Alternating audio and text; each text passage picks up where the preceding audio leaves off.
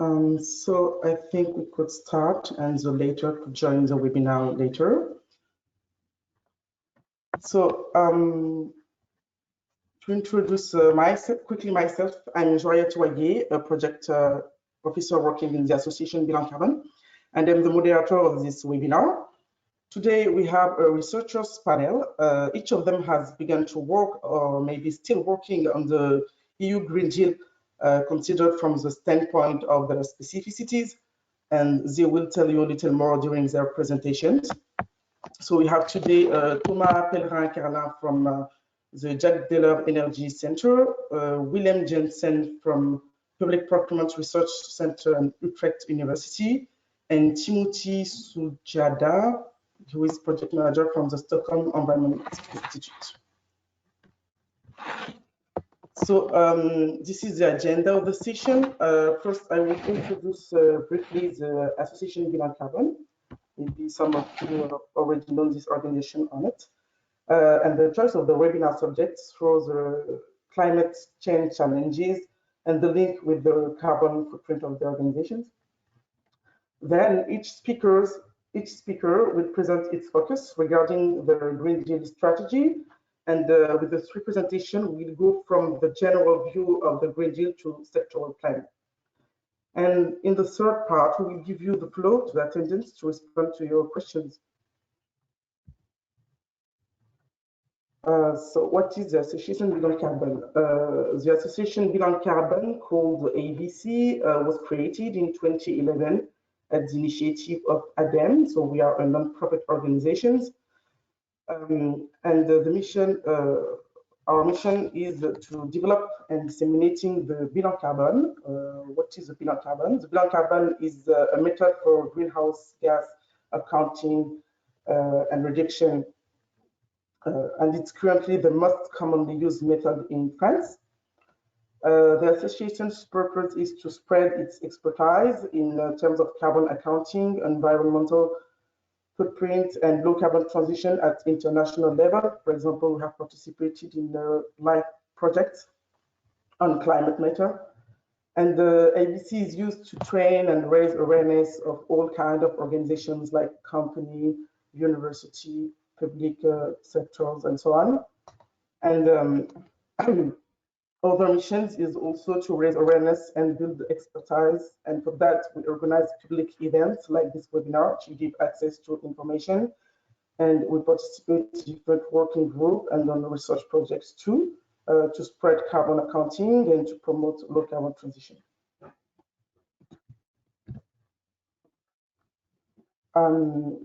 So what is the Green Deal? This will be the first focus developed by Thomas later, but it will go beyond GHG emissions. As I said, even if the Association Bilan-Carbone is working on carbon accounting, we need to take into account various sectors to go through low carbon transitions and go beyond GHG emissions.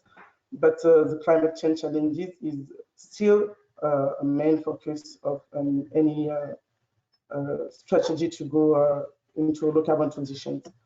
So climate change is main environmental issues, and the EU Green Deal, as other climate policy, have the aim of cutting down GHG emissions.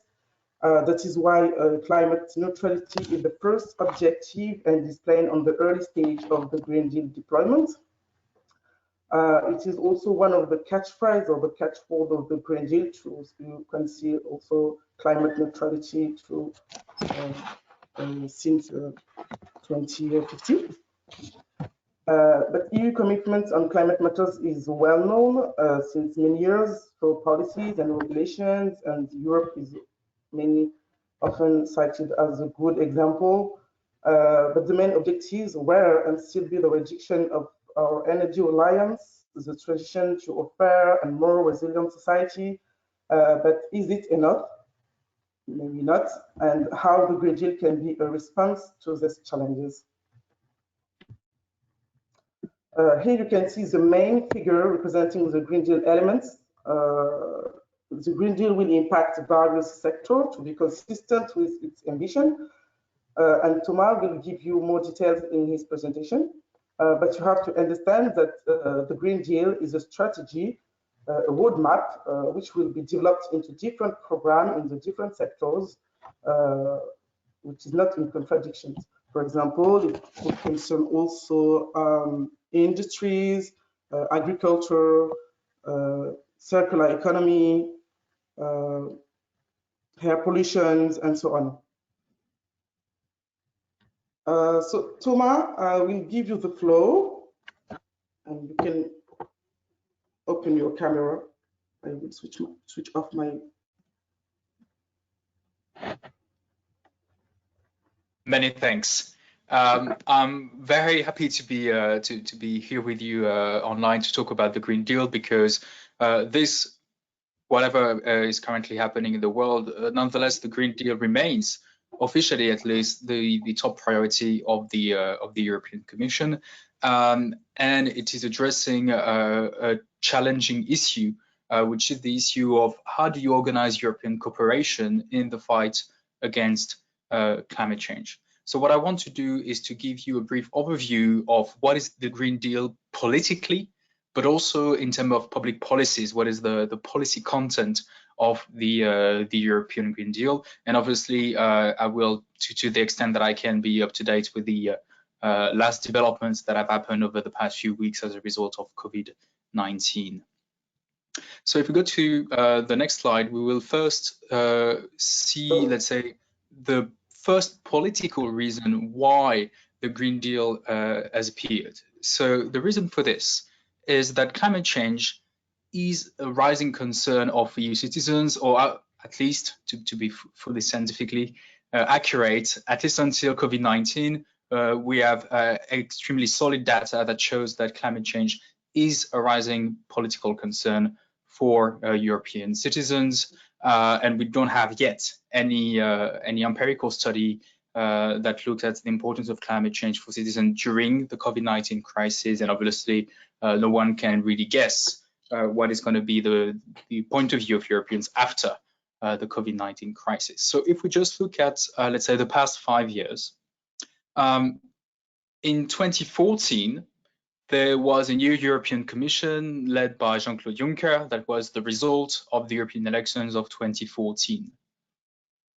And when you look at the situation in 2014, what you can see is that topics like the economy or public debt or unemployment were very high on the agenda of the concerns of European citizens, while at the same time, topics like climate change or the environment were very, very marginal. You had less than 5% of the Europeans that ranked climate change or the environment as one of the two most important priorities for the European Union.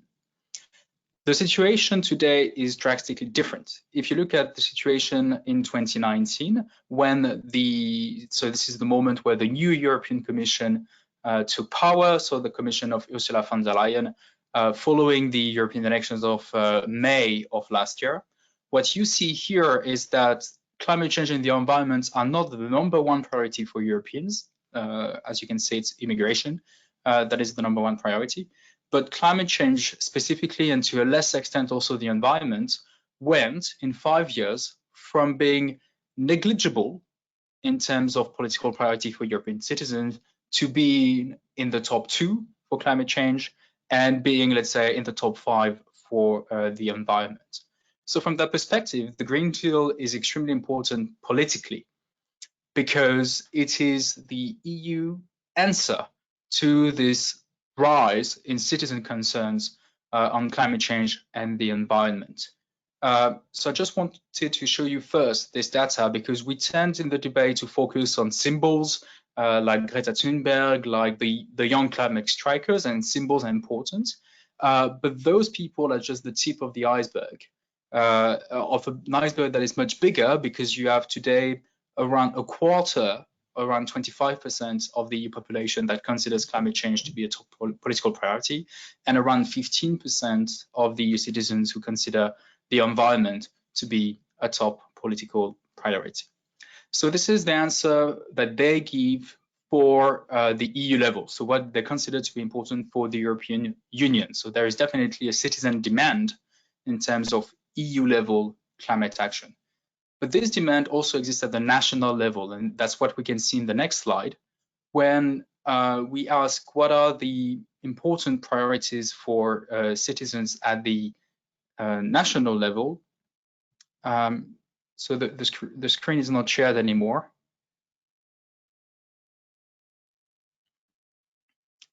Anyway, I will continue to talk, and hopefully the screen can be shared again, and you can see the data. So yeah, here it is, perfect. So here you have a similar question. It's the similar question to the one that was asked in the previous slide. But here the difference is that the question is asked to citizens about what they want at the national level. And the top answer that they give, and this was before COVID-19, by the way, is health and social security. So obviously, we can expect this to remain the #1 priority of citizens at the national level. And it is a topic where the EU has limited competence and a limited capacity to act. The second topic where citizens want their member states, so the national level, to act is environment, climate, and energy issues. And this is also something that is new. So what we see today in Europe is a rise of citizen concern for climate change and a demand for action at EU level and at national level. And that's why I'm very confident that the European Green Deal will remain a top priority of the European Union, because this rise of political concern is very likely to remain in the coming years, and maybe even increase. Actually, when you look at the data, you see almost always an increase after the summer as a result, I would guess, of the visible impacts of climate change that we can especially witness more visibly during the summer. You can think about forest fires in Portugal or in Sweden, heat waves all over Europe, etc. So now let's move to the next slide to see what is contained as part of the Green Deal. So the European Green Deal is a strategy that is built on a narrative. And this narrative has 3 elements. The first one that you see here is a narrative that is based on the fear of climate change. What I put in front of you is a quotation from Executive Vice President Frans Timmermans. So he's the let's say the de facto #2 of the European Commission. So he's a very, very senior politician at the European level, a very mainstream politician. But if you look at what is said here, I mean, this could have been said by Greta Thunberg. So it's really, this narrative of look at what is happening in Greenland, look at what is happening with our biodiversity, etc., etc. So part of the European Green Deal narrative is we need to have a rational fear of climate change, and more broadly speaking, of environmental challenges like the loss of biodiversity, etc. And we need to act on the Green Deal in order to ensure that we respond to this rational fear of the negative human impacts on climate change. There is a second narrative. So if you click again, you can see the second element on the slide. This second element of the narrative is an opportunity for what Ursula von der Leyen, the President of the European Commission, calls a new growth strategy. So it's very much a narrative that is centered around economic opportunity. In other words, how the concrete transformation that Europeans need to do to deliver the Green Deal is a transformation that can also deliver economic prosperity, jobs, and in the math of the President of the European Commission, could also deliver GDP growth. Another keyword that Ursula von der Leyen is using is the first mover advantage, which is still part of the economic narrative. And it's the idea that if Europe moves first on the clean economy, and maybe more specifically on the clean energy, so windmills, electric vehicles, etc. If Europe is the first continent to move on those sectors, on those new clean economy sectors, Europe will be able to be more competitive on those sectors, to gain market shares, and therefore to have an advantage of being the first the first mover. And I mean, as a scientist myself, I mean, it's interesting to see when an academic term like first mover advantage, which was very much mainstream and which is now mainstream for more than 20 years in economic studies, is now even taken and used by a top politician like Ursula von der Leyen. And the third element of the narrative is a social narrative that insists on leaving no one behind. That's really the motto that is being used. So we have those three elements of the narrative that try to tell a coherent story where one fears climate change, but to answer climate change, we can also develop the economy, and it is also an economic opportunity, and we can do that in a way that leaves no one behind. So you see here the kind of story the European Green Deal tries to tell EU politicians, EU businesses, and decision makers and citizens. To encompass this narrative, there is one single clear target, which is the objective to make Europe climate neutral by 2050. And that is now the official objective of the EU. It's not a legally binding objective just yet. This will be part of the European climate law that is currently being negotiated by the Parliament and the Council. So this is, if you want, the overarching elements. And as we move to the next slide, you will be able to see the concrete policy content. So what are we discussing here? So what you have here is the Green Deal timeline that was issued by the Commission a few months ago. So the dates and the contents are likely to change as a result of COVID-19. But essentially, you will still have, let's say, the same policy areas impacted more or less at the same time, even if there may be some delays of a few months on some files. Essentially, what you see here is that the Green Deal is a strategy, an umbrella strategy for a lot of policy actions. You have around 50 policy actions here. Some of them are linked to the financing of the Green Deal. Some of them are linked to the regulation of specific sectors. Some others are linked to the development of EU-level strategies for specific sectors. What you also see here is that this impacts all the sectors that are concerned by the green transition. So let's say a vast majority of the sectors in the economy, because this tackles the sectors of energy, of buildings, of mobility, of agriculture, of forestry, of the industry. So it's really the bulk of the European economy that is going to be impacted by European Green Deal policies that will be proposed by the Commission this year and next year. And actually, some of them have already been proposed as of January of this year by the Commission. And the final decisions will be taken this year, but also in 2021, 2022, 2023. So that's really the European Green Deal today is really at its beginning, and it will unfold for the next 2, 3, 4 years, most likely, at least until the next European elections of 2024. So this is the state of play, but where can we go from there? And we know that we have citizen support. We don't know yet how big this citizen support will be after COVID-19, but it's very, very likely to stay. It may decrease a bit or increase a bit. Really, no one knows. We also have a policy agenda that is marginally impacted by COVID-19, at least for now. What is lacking, in our view, is at the Jacques Delors Institute. So we are a think tank, so we analyze policies. We try to understand the politics that is currently at play in Europe, and from that we come up with policy recommendations. And on the Green Deal, we have 3 simple policy recommendations, which is one, first, build an explicit political coalition on the Green Deal. Second one is to build a positive narrative, building on the already existing good elements that have been proposed as part of the European Commission proposal on the Green Deal.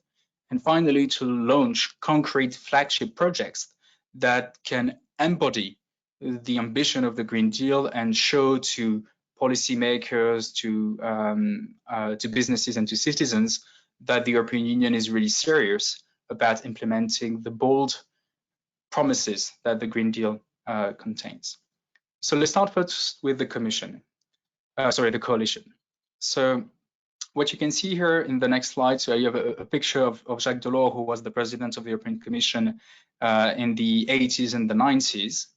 And it was instrumental in producing essentially what is now the single market. So one of the biggest changes of the way the European economy works happened as a result of the decisions that the European Union took in the 80s and the 90s, and also later on, that led to the building of the single market.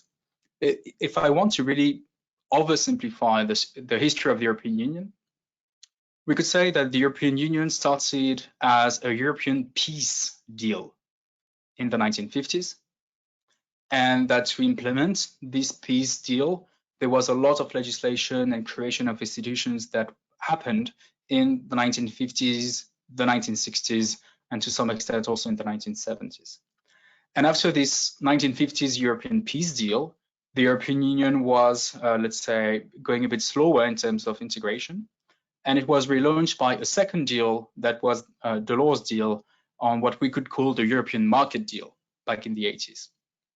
And what is currently being discussed today in the 2020s is to relaunch the European integration process through a European Green Deal. So maybe we can learn a thing or two from the past, and that is you need to have a powerful coalition where you put together people that agree on very little. The picture you had before is a picture of Jacques Delors with Margaret Thatcher. And part of the deal that Margaret Thatcher agreed on at the EU level was reinforcing the powers of the European Union, reinforcing the European budget, and reinforcing social spending, public spending at the EU level. Those are things that a politician like Margaret Thatcher did not really want, but she agreed to those elements as part of a wider European market deal where she could actually get what she wanted, which was market liberalization. And I think we need to, we can choose to use this approach to the European Green Deal. And here the narrative that could be powerful to unite Europeans in their diversity is a narrative that articulates climate ambition, innovation, and social justice. A climate ambition narrative is key to have the support of climate-leaning MEPs, climate-leaning national governments like the ones in Sweden, in Portugal, in France, green NGOs, and green citizens. And here, the narrative can be of climate as European good, something that we need to protect together, and that is why we need to have an EU-level action. But this will not be enough to build a wide coalition. This talks to maybe, let's say, a quarter, maybe 40% of the European policymakers, businesses, and politicians. And I'm being optimistic in my assessment here. A second element of the narrative can be one on innovation, putting the opportunity of achieving innovation to stimulate the European economy. And this can talk to businesses, pro-market politicians, etc. And finally, the last element is the idea of leaving no one behind through social justice, but not only social justice limited to workers, but also social justice that would lift European people, especially the poor Europeans, out of energy poverty, as this is one of the, let's say, features of poverty that millions are experiencing. So to do that, we propose a flagship on which I would like to end my presentation. And we propose to have a Green Deal flagship project. Several projects, but I'm just going to talk about one that is particularly relevant, I believe, in COVID-19 times. So what we know already is that among the public health issues that Europe is facing, generally speaking, but also today, we know that bad housing and energy poverty are root cause of respiratory diseases. And we know that those don't only harm the health of people, but they also put a burden on the healthcare system. So still today, we have literally thousands of Europeans that are seeing a doctor or being at a hospital for a respiratory disease that is due to bad housing. And obviously this worsens the COVID-19 situation today. Here we're talking about 50 million European families that are experiencing energy poverty. So that's a lot of people. We also know that from a climate perspective, we need to renovate almost all the buildings that we have in Europe. And from an economic perspective, we know that if you want to kickstart the economy, especially after an economic crisis like the one we're living today, the building sector is a very important one because it is very much impacted by COVID-19. It is a job-intensive sector. And you can also provide to this sector niche markets that would allow this sector to innovate and to build during the economic crisis solutions that will also work after the crisis. So our proposal is for the EU to kick off a renovation wave that includes the deep renovation of millions of homes where energy poor families live. This, in our view, would be a way to show that the EU is serious about the Green Deal and that beyond the story of climate, innovation, and social justice, there are actually concrete decisions that are taken today. Thank you very much.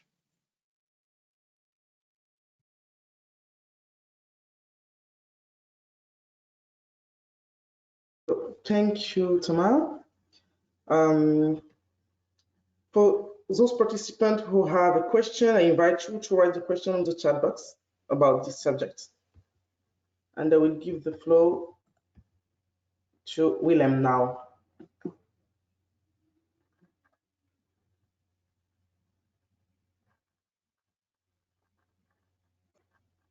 Good afternoon, everyone. This is Willem Janssen speaking. It's a pleasure to be able to address you this afternoon. I hope you're all well in these troubling times.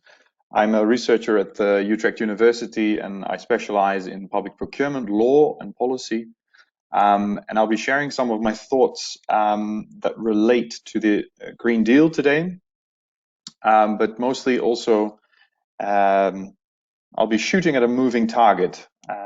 In terms of law and policy, not a lot has come out yet, and it's mostly we're in the planning phase. But I do think that this is already a time where we can at least start to discuss some of the pathways that the European Commission could be choosing in the years to come when it comes to public procurement. This fits in nicely with my general research approach, which has always been to focus on insourcing and outsourcing, but in a responsible manner, and by taking horizontal policy objectives into account. Now, what does that mean? What I'm interested in is to research the role of public procurement as a way for societal change. What can public procurement do for the climate? What can public procurement do for sustainability or for employment?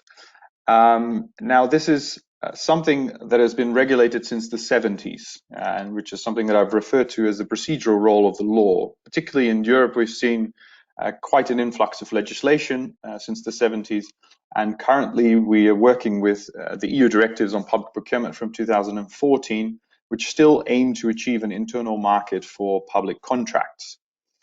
We do that in Europe by upholding principles of equality, transparency, proportionality, and some even say objectivity and competition. Now, the purpose of that is to create that internal market. However, what do we see on the national level, but also on the EU level, and what have we seen in an increased amount over the last, I would say, 10 years since the Monti report in 2010, when public procurement was really put in the spotlight, is a policy focus which states that we should actually use governmental spending, which amounts to over, estimates vary actually, between 14 and 19% of the European GDP. We should use that to kill two birds with one stone. Interestingly enough, in Dutch, we say that we kill two flies with one smack. Apparently, in the Russian language, they kill pigeons.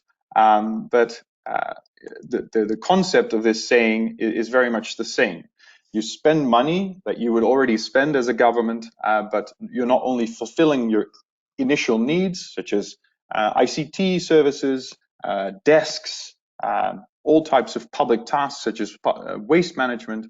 On top of that, you're actually trying to create a trendsetter effect in the market by only contracting with parties that actually contribute to a better world, to a more sustainable world.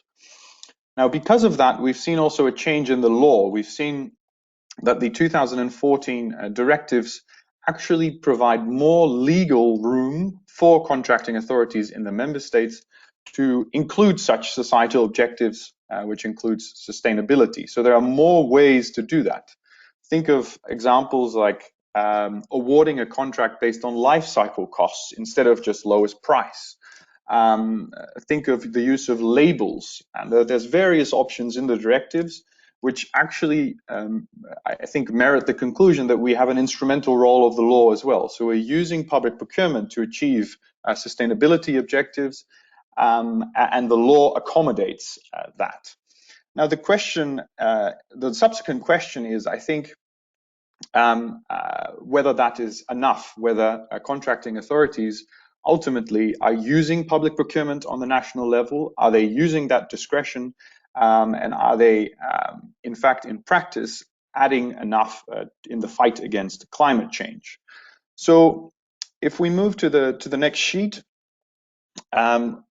this instrumental role has, in fact, resulted in a bifold approach of the European Commission over the last, I think, over the last 3 commissions. Now, like I said, it's focused on creating possibilities instead of obligations. And I emphasize this because this is, I think, an aspect in which the Green Deal might become very important in future years to come. So possibilities instead of obligations. On top of that, we've seen a strong policy push by the European Commission to make contracting authorities, whether they're local, regional, or national in the member states, to actually use these options in their tenders. On top of that, we've seen a great influx of support documentation, whether it be through trainings, but also through various buying social, buying green guidance documents. The EU Commission, on top of its rhetoric in preambles of legislation or in other policy documents, to actually really try to lead the way and show the member states and their public authorities on how to use public procurement to achieve sustainability objectives. Now, the question is, and I already referred to it just then, is there's a lot of discussion about a possible new standard. Shouldn't EU law actually force these contracting authorities to take into account sustainability objectives? Now, I'll get back to that at the end of my introduction. But I think that is the discussion that the EU Commission is also taking into account when we look at the Green Deal. So if we could pop up the next slide, which I've included, one thing that caught my eye, particularly when it came to public procurement, is the Commission who referred to in its Green Deal to this trendsetter effect of public authority, or public authorities themselves, but also the EU institutions. So I suppose the Commission also referred to itself, is that they should lead by example and that they should ensure that their procurement is green. Now, I've highlighted this word ensure, and I think that's relevant because I think it could create a paradigm shift. So as I mentioned before, we're looking at possibilities within the law, whereas this ensure seems to, or at least at the time seems to infer something more, is that in fact, the European Commission was considering to provide further legislation, not just guidance, but also further legislation to ensure that these public authorities actually use the discretion within the law to use public procurement as an instrument. Now, the advantage of the timing of this webinar is that we have some more documentation already. So if we look at the next sheet, we'll see that, in fact, the Sustainable Europe Investment Plan already provides some more guidance, which I think merits the conclusion that the Commission at least is willing to create a paradigm shift for public procurement. And I think that will impact the practices of contracting authorities on the national level to a great extent. It will mean that they will need to prepare already for legislation that will force them to take into account green criteria. Minimum mandatory green criteria is what the Commission is proposing. Targets for public procurements, which could be EU-wide or on the national level. That's uncertain at this point in time. But also product-specific legislation. Now, this is something that we have quite a lot of in the EU, but heightened standards in terms of production processes could aid very much the societal goal of the Green Deal. Now, also, those minimum mandatory green criteria would at least create somewhat of a minimum standard, which fits in nicely with the EU's general approach, a minimum standard of what certain products should adhere to.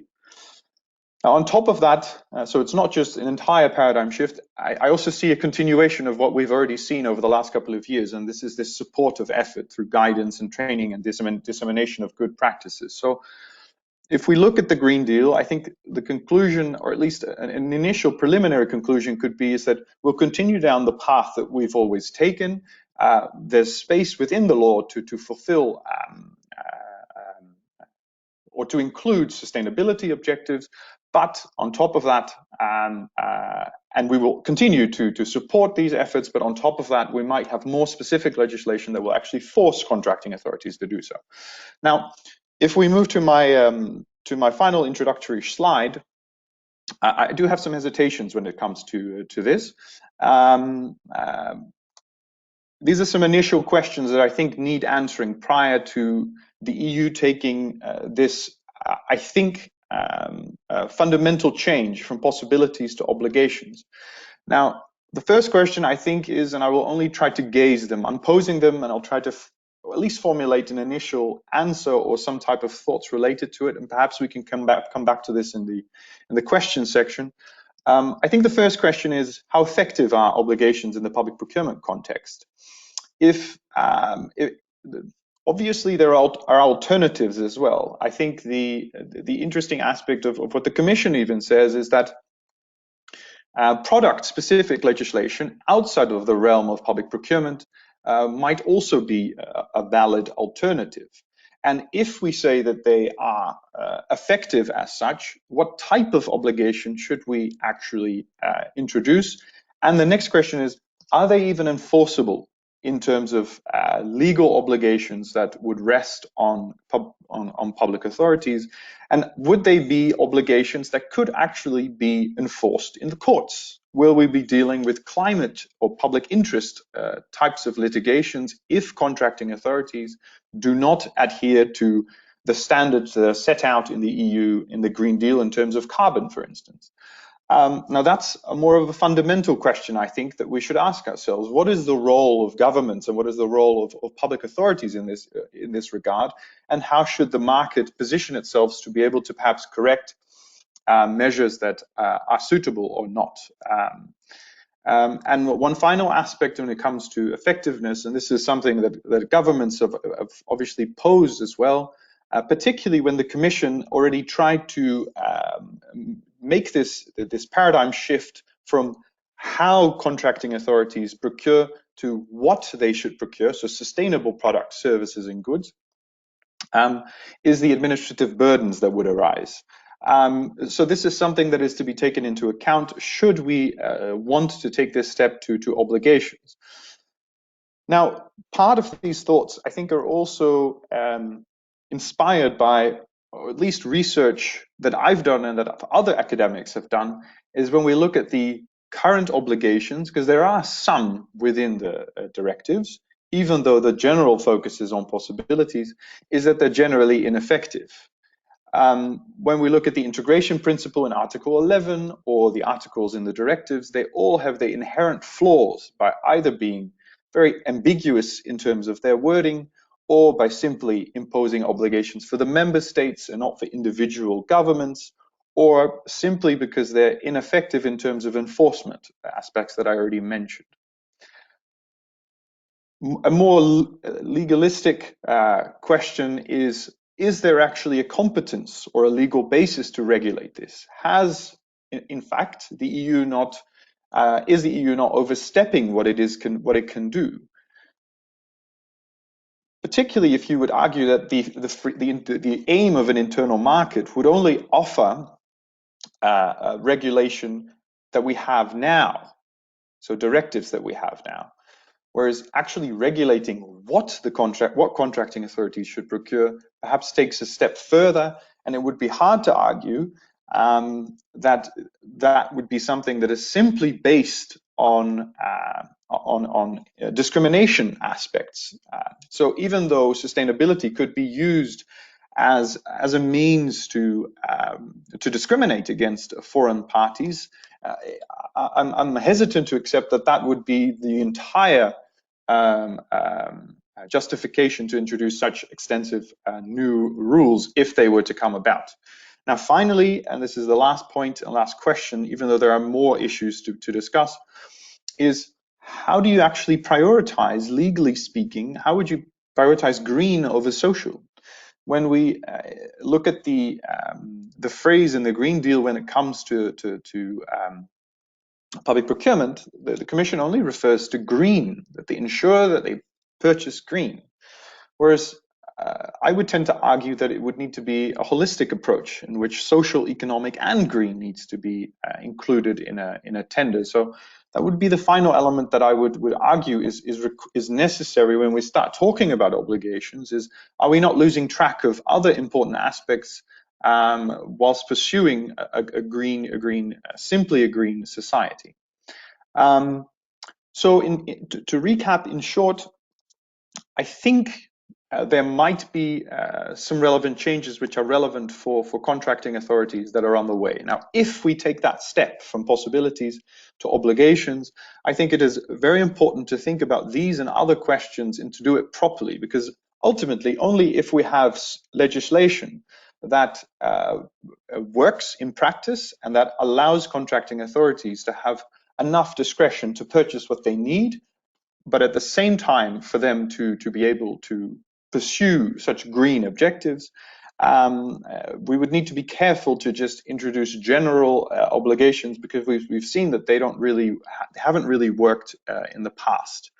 And I'd like to leave it at that, and I look forward to your questions at the end.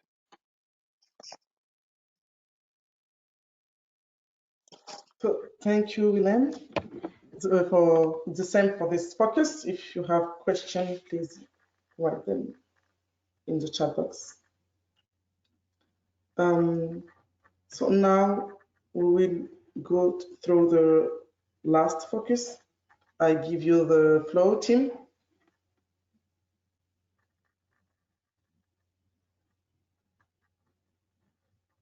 Thank you very much. I'm glad to be here. I'm very excited to be talking to you today about how the EU is planning a transition to a more circular economy. I'm Tim Suljada from the Stockholm Environment Institute. So in the next slide, just wanted to begin with a quick overview of what circular economy actually is, the concept. It's about closing loops in industrial ecosystems. So we minimize inputs, the resource extraction, and outputs, the waste streams. A paper in Nature by Stahl states it replaces production with sufficiency. So we reuse what you can, recycle what cannot be reused, repair what is broken, remanufacture what cannot be repaired. So this breaks with the current predominantly linear pattern of production and consumption: take, make, use, dispose. Next slide, please. You can see here the volume of all material flows in the EU 28 block in 2017. So it shows you from extraction to waste. You can see some circularity through recycling. So this does reduce waste streams, but there's still a significant volume coming in and going out. The EU Commission has adopted circularity as an economic paradigm for Europe. So today I want to talk about its latest plan to achieve this and decouple economic growth from resource consumption. Next slide, please. The Commission features circular economy principles prominently throughout the Green Deal package, and the centerpiece is this Circular Economy Action Plan. It was released on the 10th of March this year, but its genesis in EU policy goes further back. The first major initiative was in 2015, the Circular Economy Package, which initiated some revision of EU waste legislation and also the adoption of the first action plan on the circular economy. It's linked to two other important initiatives under the Green Deal banner, the climate law, and the Commission has stated that it's not possible to achieve the climate neutrality target by 2050 without transitioning to a fully circular economy. This is because around half of greenhouse gas emissions come from resource extraction and processing. It's also interlinked with the EU industrial strategy that was released on the same day and includes circularity principles. So these are the aims of the action plan, and they include a welcome focus on consumption within planetary boundaries, but they do stop short of concrete goals. So we'll come back to that. It includes 35 key actions, and they range from legislative proposals, regulatory reviews, new strategies and measures to increase circularity in other initiatives. Next slide, please. So what does it actually do? Well, here is a snapshot of a few headline initiatives as part of the 35 actions. The Sustainable Product Policy Framework, it includes an expansion of the Eco Design Directive, and currently that's limited to energy-related products, but the action plan proposes to expand it, and the quote is, the broadest possible range of products and make it deliver on circularity. The aim there is to reduce products in the EU market that break down too quickly, cannot be easily reused, repaired or recycled. There's also key product value chains which are identified, and these would be the priority areas for the product policy framework. There's sector strategies for textiles and construction amongst these value chains here. At this stage, there's not a lot of detail on what they include, but they're stated to be comprehensive. They would involve work with the industry, so there's still a lot of open questions about what they include. But if they're in line with the approach adopted for the EU strategy on plastics, they will include ambitious policy measures. And as we've just heard from Willem's presentation, there's also some mention of mandatory criteria in public procurement, but it's still uncertain on where that will go. Yes, and the next slide. So the question is, no, back one slide, sorry. So the question is, can this address unsustainable consumption? So coming back to the stated aim, resource consumption within planetary boundaries, the EU is currently a long way from this. The European Environment Agency has calculated that the EU's per capita ecological footprint is 3 times the global biocapacity. In other words, if everyone on the planet consumed like the average European, we would need almost 3 Earths to sustain the global economy. Europe is also to an increasing degree externalizing its environmental impact to other parts of the world. According to the European Environment Statement Outlook 2020, between 30 and 60% of the environmental pressures associated with European consumption occur within countries abroad where goods are produced. The footprint on resources such as land, water and energy showed an upward trend during the period studied there, and while there were many reductions in environmental pressures within Europe. Previous slide, sorry. Just to look back at the material flows. Yes. So this chart, this point about footprint. So this chart only includes resources extracted to produce materials within Europe. If it included resources associated with production abroad in the imports, then natural resource extracted would be much larger. It's important to also point out on this flow diagram that there is a significant material accumulation here. These are materials come in and stay into the economy. So some of that actually comes from recycled materials, and it is possible to increase that proportion. It's also possible to improve production to decrease material requirements for manufacturing, but we need to also ask the question about what level of production is needed in the first place. So could this consumption level actually be decreased? Next slide, please. So on the question of whether the action plan is enough to do this, there is a more detailed analysis and a scorecard of the action plan in a recent brief by the Institute for European Environment Policy and Stockholm Environment Institute. I co-authored that with my colleague Mia Pansar and in collaboration with the Mistra Foundation in Sweden. Our overall assessment is that the focus of the action plan is predominantly on supply side measures, which are aimed at addressing negative impacts of products and production, and on dealing with materials that become waste. So these are essential elements of a circular approach, but there's also a need to address what we consume, how we consume it and why. So to date, these market demand aspects have been less of a focus for EU policy. The only real exception in this new action plan is the possible shift from voluntary to mandatory criteria in public procurement. But aside from these, consumption-based measures are limited to consumer information tools. One important addition is in the monitoring framework. which includes indicators on resource use, including material footprints.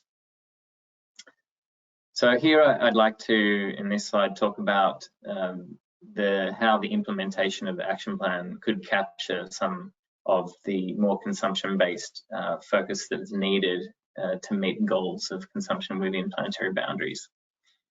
So footprint targets and benchmarks. The targets to reduce resource consumption would send an important signal and allow development of concrete policies to meet them. A 50% reduction in material footprint by 2050 target didn't make it to the final communication, but was actually leaked in an earlier draft.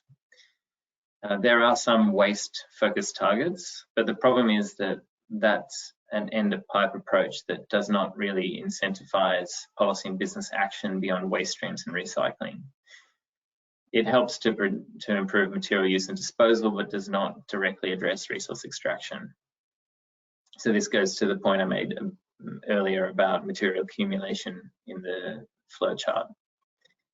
So a headline target could actually be complemented by benchmarkers to guide sectors and producers. The next aspect that I believe would be relevant in the previous slide is footprint tracking and reporting and labeling. So the footprint calculation methods do exist for top-down sector level accounting and bottom-up product supply chain tracking, and both are required to really understand resource requirements for European consumption, and also to help design responses that can preserve their value within the economy. On the top down, the global footprint can be calculated using existing reporting by member states, so long as it's paired with accounting tools that track material transactions between countries across global supply chains using input-output models. Eurostat has initiated work on this kind of macroeconomic approach through its project Figaro. In Sweden, SEI has developed such a method through the PRINCE project, and that's led to Sweden's global emissions footprint being included as an official statistic. So that means that Statistics Sweden now reports on this annually. Using the same method, this would also be possible for Eurostat at the EU level. So at the product level, reporting on supply chains by companies themselves is currently voluntary. The EU could mandate this microeconomic company level reporting through the Sustainable Product Policy Framework, which is one of the headline actions I mentioned earlier. The action plan does flag that the Commission, its investigation into the product environment footprint might actually provide the possibility to do this. But again, it's not certain yet, as is the case with at the action plan level. So in terms of implementation tools, the European semester process is a tool for greater economic and fiscal policy coordination within the EU. So one aspect of this is the Commission's 6-monthly country reporting that's based on policy indicators. And the Green Deal does commit to the Commission better integrating environmental aspects into the European semester process. So that is an opportunity for the EU to promote greater ambition.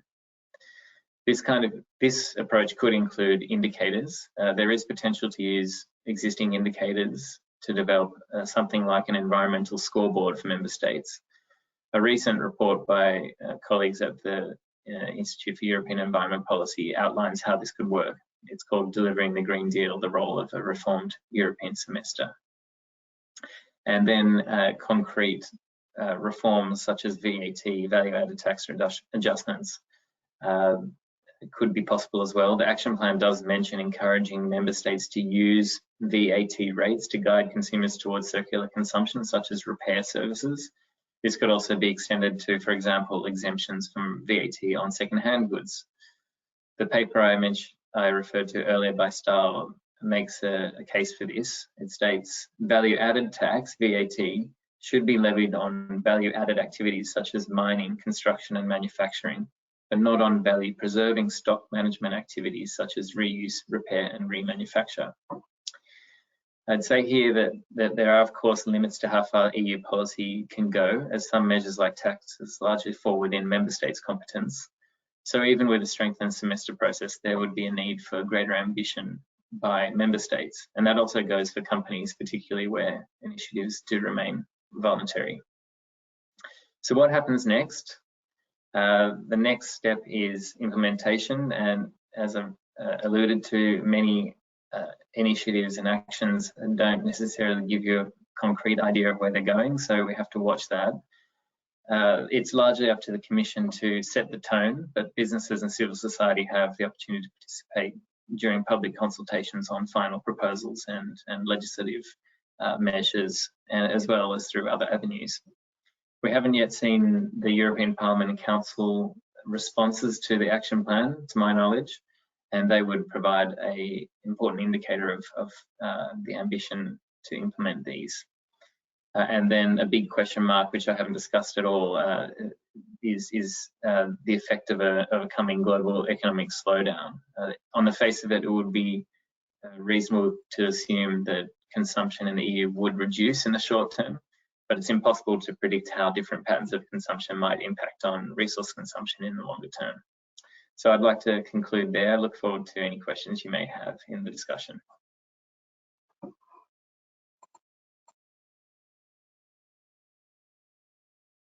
Thank you, Tim, and thank you to Thomas and Willem too.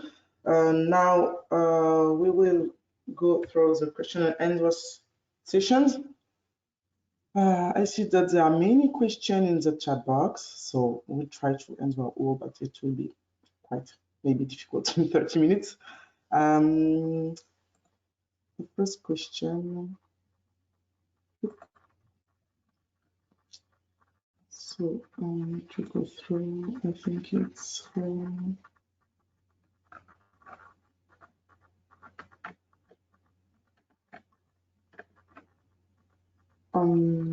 I think it's for Thomas or for Willem, maybe.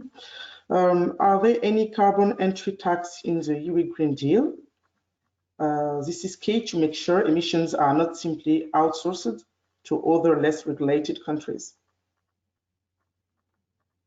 Yeah, I already provided a partial answer, or a brief rather answer in the chat.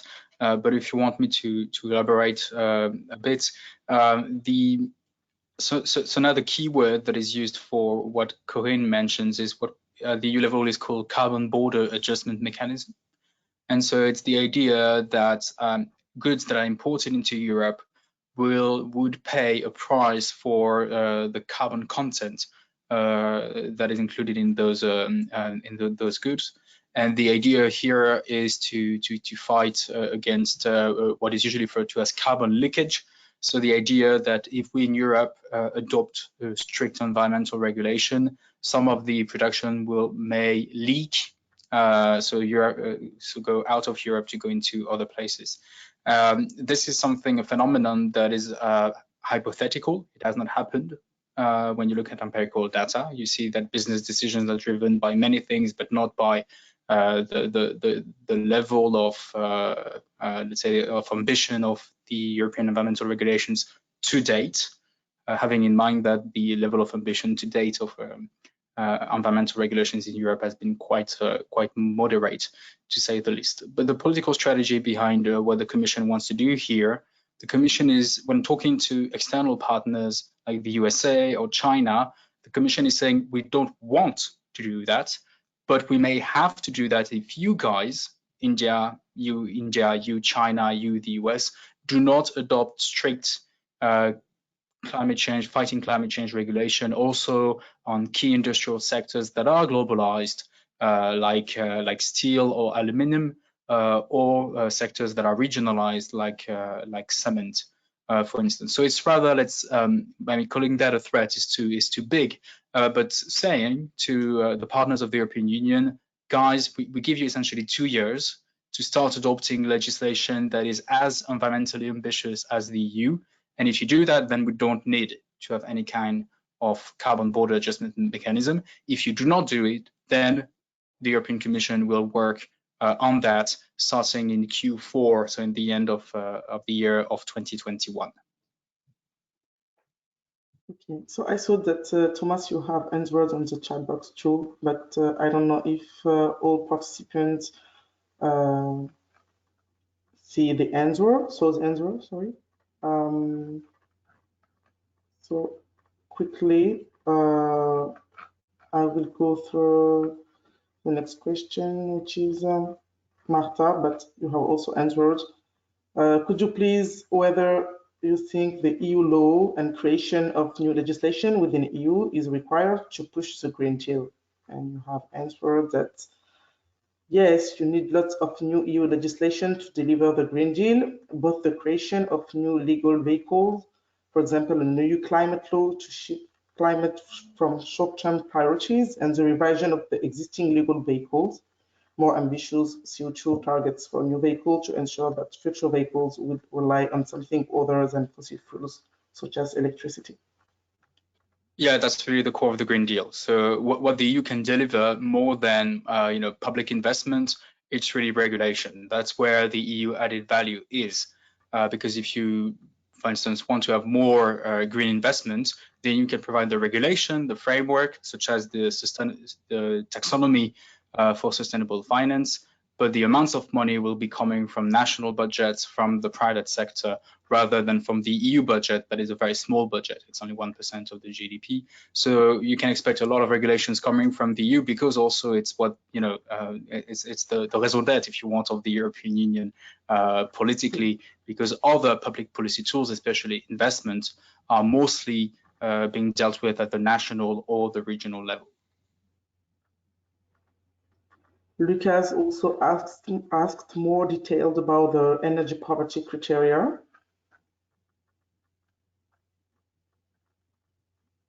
Yeah, so I provided an answer to Luca, but essentially you don't have one single definition at the EU level of what energy poverty is. The Commission is actually working on providing one single EU-wide definition, but there is a political pushback from some countries, especially Germany, that essentially consider that energy poverty does not exist, and that what they should, and so that poverty is only a matter for a social policy, but should not be part of the energy policy. So it's a minority position within the European Union, but since it's the position of Germany, it takes a little bit of, let's say, political innovation and courage for the Commission to come up with a definition. But you can have one, which is the one that I provided. So here we're talking about people that are already living in poverty. So if you want, energy poverty is a subset of poverty. So you have a lot of people that are poor, but that are not energy poor. And those that are energy poor are people that are living in very inefficient houses. As a result, they spend a lot of money for electricity and for heating, but also as a result, they have a lot of humidity, mold in their houses, and this leads to respiratory diseases, which is a topic that was not politicized at all in the past. So, but now, I mean, respiratory diseases are very much front and center of our political agenda. And for those who are looking for more details, Thomas has put a link to one of the sources of information you can find in the chat box. So thank you, Thomas. I think the other question is for Willem. A question from Valerie. Will the future requirements to ensure that invests are green take into account EU taxonomy for sustainable activities as defined last December?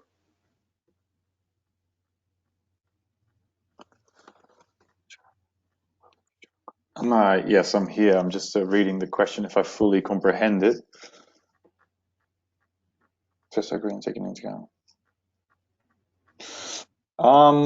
Well, if I understand the question correctly, I'm not sure if it. I think it will be part of the taxonomy of EU law in terms of sustainable activities. And what I said, what's interesting about this is that actually the EU Commission is also committing itself to perhaps not purchasing as much as it's been doing in terms of lowest price, but that it also follows its own footsteps of what it's advocating for in the member states. I saw some, perhaps I can just continue. I saw a question by Laurent Barbezieux.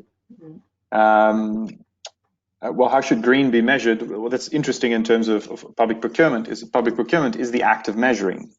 because basically, simply said, you decide on what you want, and then subsequently you assess or you establish some criteria to evaluate the bids that come in based on the tender, and then you'll have to measure which one fits the standards that you would like to achieve. Now, particularly for sustainable aspects, what is very interesting is for contracting authorities to explore awarding contracts based on life cycle costing.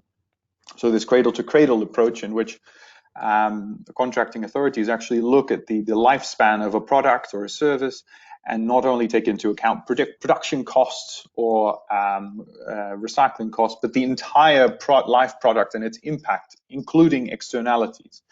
Now, this requires more of public authorities than just simple low-cost comparisons, but particularly life cycle costing could be of interest. I think one other element that I'll add to that is the only obligatory life cycle costing method, a measuring method that we have at the moment, is the Clean Vehicles Directive. But the Commission, as it had promised a few years back, has launched more life cycle costing methods, amongst others for computers or vending machines. Those are not obligatory, so that's interesting, because when I was discussing possibilities or obligations, even though it could have made them obligatory, the Commission chose not to do that. The next question is also for you, Willem. Yes, Delphine. so the question from Delphine Lee. I see that Marta Anthoff, a colleague of mine, answered already. It's a relatively simple answer, is that if the EU Commission would decide to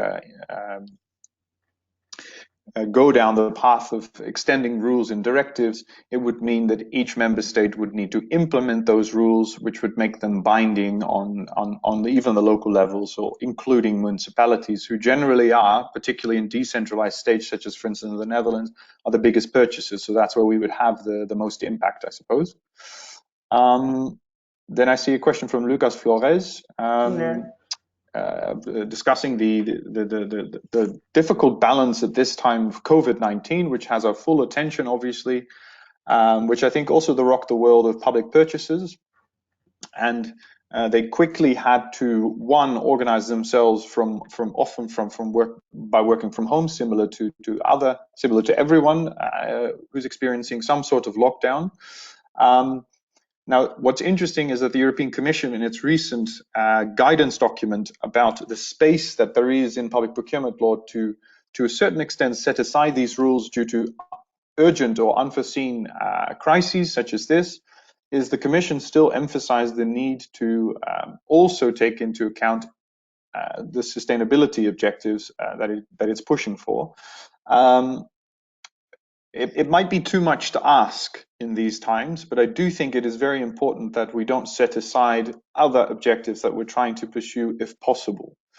So particularly when it comes to more practical aspects of organizing tenders around this time, I fully agree with the question, is that we do need to strike a balance between pushing for sustainability, even in times of crises, because if we don't now, markets will change. And we'll be faced with them after we come out of this COVID crisis, and we might not be able to purchase these sustainable products anymore because they've been pushed out of the market due to buying of governments around this time.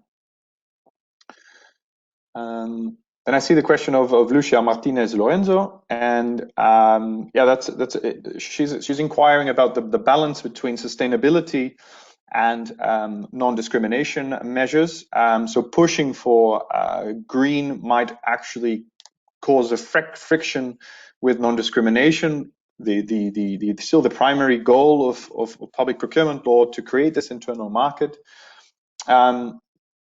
What's going to be difficult, and I think this requires further research, is to what extent sustainability is actually being used to favor national enterprises. And if that occurs, then we should perhaps reevaluate how we go about these obligations, particularly because they would actually stimulate such behavior by governments. I think I have 2 questions remaining. I'll just keep going if no one interrupts me.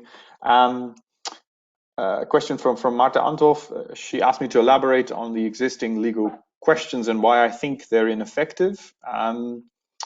It will require, I think, too much time to delve into this too extensively, but to take the example of Article 18.2 in the directive, which is an obligation for the member states to take appropriate measures. The directive actually refers to shall take appropriate measures to ensure that in the performance of public contracts, that economic operators comply with the applicable obligations in the field of environmental, social, and labor law. And then this article refers to a variety of laws, a variety of collective agreements, international agreements towards union law. Where I struggle with this type of provision, as much as I fully subscribe to the objective of such an article, is that it's it's directed towards the member states, which means that it doesn't actually include a direct obligation for national authorities that are actually procuring. So we would need to see what national legislation does. And secondly, appropriate measures is defined very broadly. So that's why I don't have high hopes. And when I look at the various implementations, I think that's kind of confirmed. The member states haven't taken this seriously enough. So they've interpreted appropriate measures too broadly, and thereby not giving full effect to perhaps what could have been an effect of Article 18. And finally, and this is obviously a general problem, I think, with international treaties and obligations, is that these are also in itself face an enforcement issue. And where public procurement is then placed as a way to enforce these obligations, it becomes a practical nightmare for public purchasers who actually are put in a position to enforce practically any law that is that are mentioned in this article. So from a practical perspective and an enforcement perspective, I have my doubts. But of course, perhaps a later drafting could provide some more insights. If I move to Léla Melon, she argues that there would be a way. I'm gravely summarizing now to also give the floor to the next speaker. There would be a way to create a legal basis, and I fully agree with her that there would be a way to do it. The point that I was making, or at least that I was trying to make, was that I don't think Article 114 itself would be sufficient to regulate further obligations. So, but I look forward to discussing that further with her at a later level. I think that was it for me. So yeah, yes. Thank you, Willem. All right. The next question is for Timothy. A question from Valerie Zwilling. In order to develop the circular economic practices, what about promoting the method developed by the Cradle to Cradle Products Innovation Institute? Right, yes, thank you, Valerie, for the question. I wrote a brief response in the chat as well, and essentially, I think any certification of this kind can be used by any manufacturer within Europe or worldwide. The EU also has an EU eco-label, and that follows the ISO standard. But these are obviously voluntary, so it's up to the manufacturer to go in and choose to follow the requirements that they're bound by in order to attain those certifications. So in my talk, I spoke about the possibility of mandating such company level reporting, which may be a possibility through the Sustainable Product Policy Framework. And the action plan did actually mention some ongoing work, well, completed work now, actually. It went from 2014 to 2019. The product environment footprint, and that involved a number of public consultations, and that looks at the supply chain of product manufacture, and including all of the resources used in the lead up to that, to be able to get more transparency on impacts of products. So I saw also there was another question regarding the approach to textiles. And that, as I mentioned, textiles is one of the sectors that is in focus for the action plan, and it looks at the product. It's all focused on the sustainable product policy framework. It's not 100% clear what that will include at this stage, but by expanding the Eco Design Directive, this would entail textiles having requirements in terms of reporting on the secondhand content, secondary raw material content, and it also would include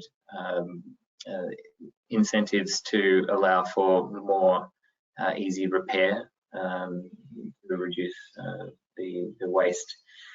There's also a mention of incentives and support to product as service models for the textile industry, which could be interesting, and that's where you, rather than owning the product, you essentially rent it and return it, and it's the obligation of the producer to maintain that it's in good condition. So there is also some mention of extended producer responsibility, which would, but it's not particularly strong in this action plan. So that's perhaps not as far as many might wish that this would go.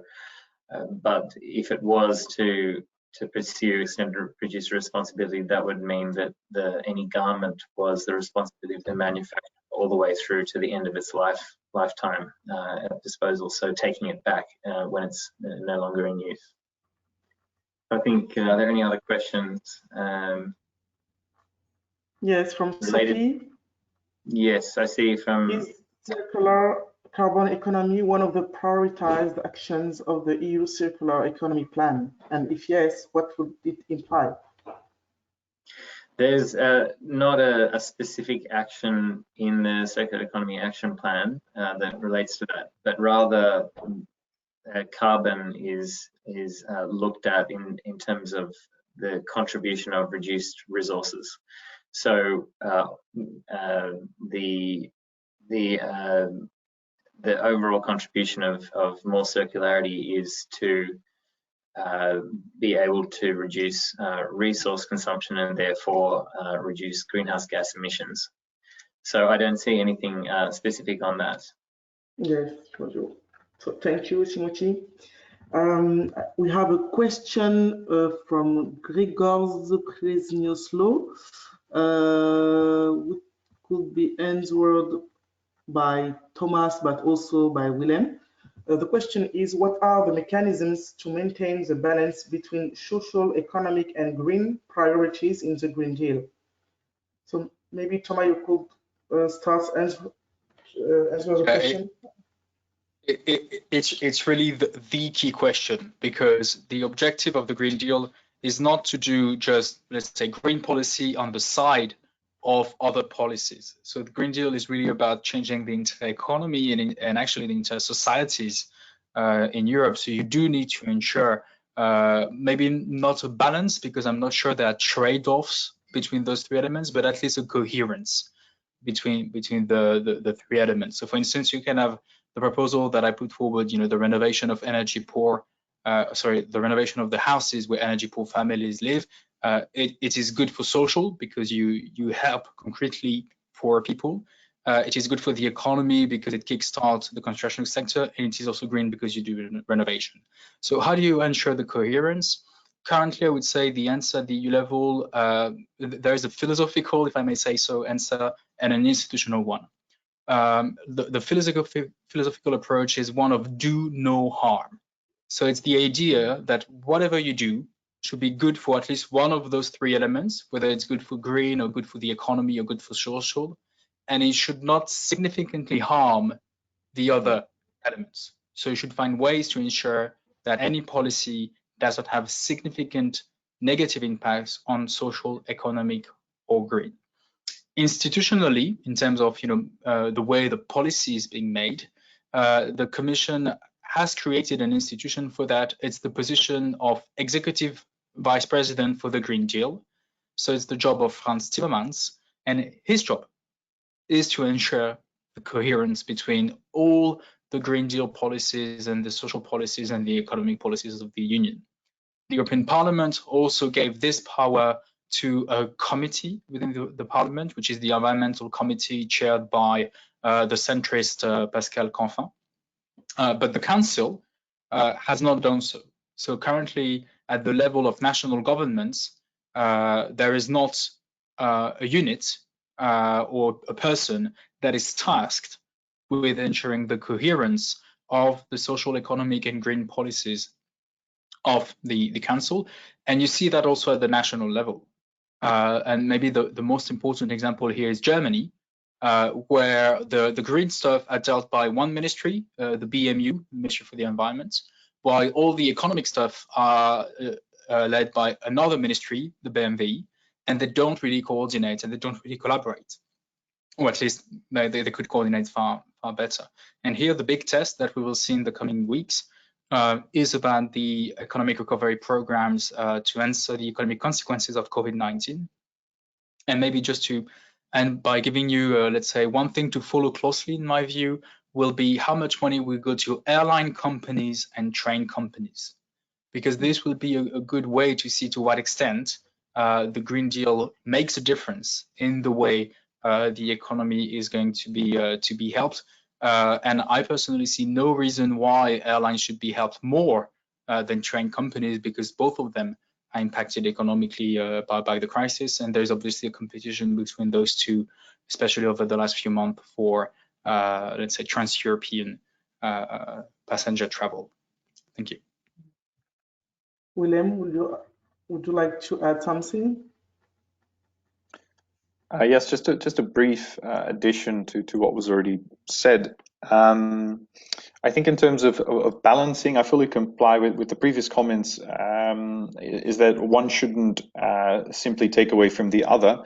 Now, what does that mean concretely for, I think, the European Commission and public authorities on the national level is one, the European Commission should be hesitant, or at least think carefully about legal obligations that would force simply only one aspect of the Green Deal, so a mere focus on green or a mere focus on social, whereas I think it should be all-encompassing, or at least have that effect. And then what's interesting about public procurement is ultimately it's in the hands of public purchasers on the national level who will be executing all these very noble objectives. And so it's also up to them to find the right approach for each procurement, and for them to be able to actually ensure that we achieve these objectives that we seem to we're going to set. So these targets that the Commission is talking about. That was just a brief additional comment that I had in terms of that question. Okay, so thank you. I think we go through most of the questions, and thank you for the speakers, because you do the job twice. You answer on the chat box and you also answer online, but it's really interesting. I will try to merge all the questions and answers on one sheet that we could send to participants with the webinar, the link to the replay and the presentation support. So now we are on time. We have 2 minutes to go through the conclusion. So I hope all participants better understand the Green Deal framework and the grid line, and what is this strategy for the Europe, even if we know that the strategy facing delays due to the coronavirus crisis, but it's another challenge to add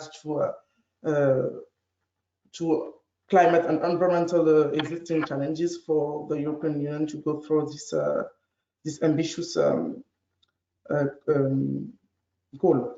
So as you say, for the strategy is on deployment. So I invite all the participants and all interested persons to monitor and to watch what will be the next step And in parallel, you also see that the Green Deal will impact existing policies which are ongoing, and that we will need to revise some policies to be consistent with the Green Deal missions.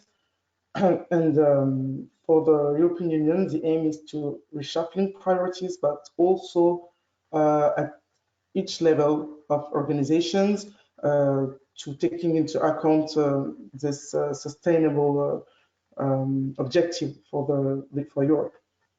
So thank you so much. I would like to really grateful all the speakers, and we will send you soon the presentation support, the link to the replay, and the question and answer sheet. Thank you. It's the end of the webinar. If you have nothing to add, we will close the meeting.